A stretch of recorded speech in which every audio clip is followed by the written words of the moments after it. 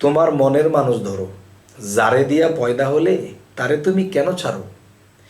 যে পুঁজিতে হয় রে ব্যাপার, চলিতেছে ভবের বাজার, তারে চিনিলে এবার আপন সাথে মরো। লাখে লাখে ডুবিতেছে মায়া নদীর পারে, মরণের মাঝে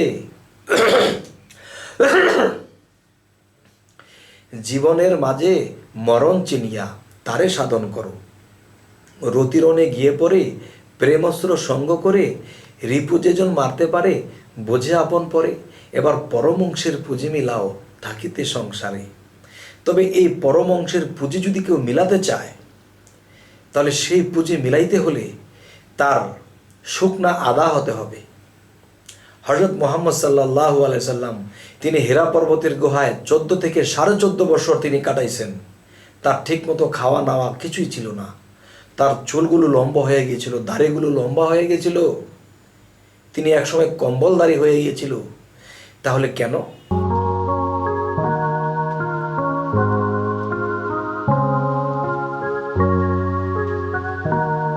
হে জগতবাসী, আজ আমি শামীম আলী চিশতি আপনাদের সামনে হাজির হইলাম। যে কথাটি হলো যে আমাকে অনেকে এই ধরনের কথা বলেছেন যে মানুষের দেহের যে একটা রাজা আছে, মানুষের দেহের মধ্যে যে একটা পুঁজি আছে, সেটা আসলে কি? দেখা গেছে এক ধরনের ফকিরি যারা করে তারা বলতেছে দেহের রাজা বা দেহের মধ্যে যেটা সঞ্চয় করব, সেটা হলো যেই পানি দিয়ে আপনি আমি এই পৃথিবীতে জন্ম হয়ে এসেছি, এটাকে যে যত নিজের মধ্যে মজুত করবে, নিজের মধ্যে জমা রাখবে, সেই সুপুরুষ হবে। কথাটা একেবারে ঠিক। তবে একটু বোঝার আছে অন্য একটা দিক। সেটি হলো মানুষ যখন দেখা যায় ভাত, মাংস, পোলাও, বিরিয়ানি, ভালো ভালো খাবার খায়, তখন খাবার যখন খায় যৌবনপ্রাপ্ত একজন মানুষ, তখন দেখা যায় যে তার দেহের মধ্যে যেই পানিতে মানুষ পৃথিবীতে জন্ম হয়ে আসে, এই পানিটা তার মধ্যে একটা ভাণ্ড আছে। এই ভাণ্ডটা যখন ভরে যায় তখন দেখা যায় টলমলো করে, তার মন ঠিক থাকে না, ভিতরে অস্থিরতা কাজ করে। যতক্ষণ পর্যন্ত এই কলসি থেকে পানি ঢেলে না দিয়েছে ততক্ষণ ঝলমল করতেই থাকে, ডল্লর ডল্লর করতেই থাকে, সে কাজ করতে পারে না বা কোনো দিকে মন যায় না বা তার ওই জিনিসটা কাজ করতে থাকে। তখন কি হয়? তখন তার মনের অবস্থা ভালো থাকে না, কোনো কিছুই মন বসে না। অবিবাহিত হইলে বিবাহ করতে চায়, আর বিবাহিত হইলে সেই স্ত্রী কি খোঁজ করে। তাহলে এই জিনিস নিজের মধ্যে এই পৃথিবীর কেউ রাখতে পারবে না। তবে হ্যাঁ, পারবে। সেটা কেমন করে? যেমন দেখবেন একটা আদা, একটা আদাকে যখন চিপ দেওয়া হবে, যদি এর মধ্যে রস থাকে তাহলে রস পড়বে। চিপ দেওয়ার পরে কিন্তু সেই রসটা থাকতে পারবে না।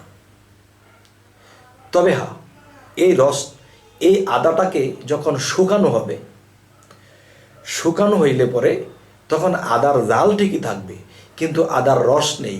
আর রস থাকলে সে প্রবাহিত হবেই। এই পৃথিবীতে যারা সাধনা করে, আল্লাহর সাধনা করে, আল্লাহর প্রেমের দেশে যখন সাধনায় থাকতে থাকে, সাধনা করতে করতে করতে করতে করতে করতে এমন এক পর্যায়ে চলে যায়, তখন তার খাবার ঠিক থাকে না, তার মনে প্রেমের সবসময় ফানাফিল্লা থাকে, তখন তার খাবার দাবারও হয় না। মানুষ ইচ্ছে করলে কিন্তু না খেয়ে থাকতে পারে না। আরেকটা না খাওয়া আছে যে প্রেমের দেশে হাবুডাবু করতে করতে কিসের খাওয়া কিসের দাওয়া, তখন লোকটা জীর্ণ শীর্ণ হয়ে যায়, তখন দেখা যায় শুকিয়ে যায় লোকটা, এমন শুকিয়ে যায় তখন তার শরীরের মধ্যে রস জিনিসটা আর থাকে না। তখন কি হবে? যাই কিছু খায় তা কোনো রকম যান বাঁচানোর জন্য খায়, আর ওতে আদা শুকনাই থাকে, আর সেই আদা থেকে রস থাকলে পড়বে, না থাকলে তো আর পড়বে না। তাই সাধক যারা, তারা নিজেকে শুকিয়ে নেয়। কারণ যদি বলা হয় এই জিনিস মজুত রাখবো না, বাবা এতটুকু একটা ভাণ্ড, এই ভাণ্ডের মধ্যে যদি আপনি রাখতে থাকেন কিছু, তাহলে উতরে পড়বে। তখন রাতের স্বপ্নদোষ হবে, আর না হয়তো মনের কোনো কুপ্রবঞ্চনায় আপনি একটা খারাপ কিছু করে বসবেন। তবে এই জন্য আল্লাহ রোজার নিয়ম করেছে। কিন্তু রোজার নিয়ম করলে কি হবে? সাধকদের মতে যে রোজা, সেটা তো আর করা হয় না। আচ্ছা, যাই হোক, আজকের যে আলোচনাটি সেটি হলো যে আমাদের জালালউদ্দিন খাঁ, আমার চাচাগুরু, তিনি বলেছেন, তোমার মনের মানুষ ধরো, যারে দিয়া পয়দা হলে তারে তুমি কেন ছাড়ো? যে পুঁজিতে হয় রে ব্যাপার, চলিতেছে ভবের বাজার, তারে চিনিলে এবার আপন সাথে মরো। লাখে লাখে ডুবিতেছে মায়া নদীর পারে, জীবনের মাঝে মরণ চিনিয়া তারে সাধন করো। রতিরণে গিয়ে পড়ে প্রেমস্ত্র সঙ্গ করে, রিপু যেজন মারতে পারে বোঝে আপন পরে, এবার পরমংশের পুঁজি মিলাও থাকিতে সংসারে। তবে এই পরমংশের পুঁজি যদি কেউ মিলাতে চায়, তাহলে সেই পুঁজি মিলাইতে হলে তার শুকনা আদা হতে হবে। হযরত মুহাম্মদ সাল্লাল্লাহু আলাইহি সাল্লাম, তিনি হেরা পর্বতের গুহায় 14 থেকে 14.5 বছর তিনি কাটাইছেন। তার ঠিকমতো খাওয়া নাওয়া কিছুই ছিল না।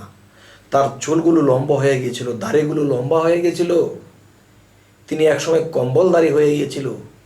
তাহলে কেন?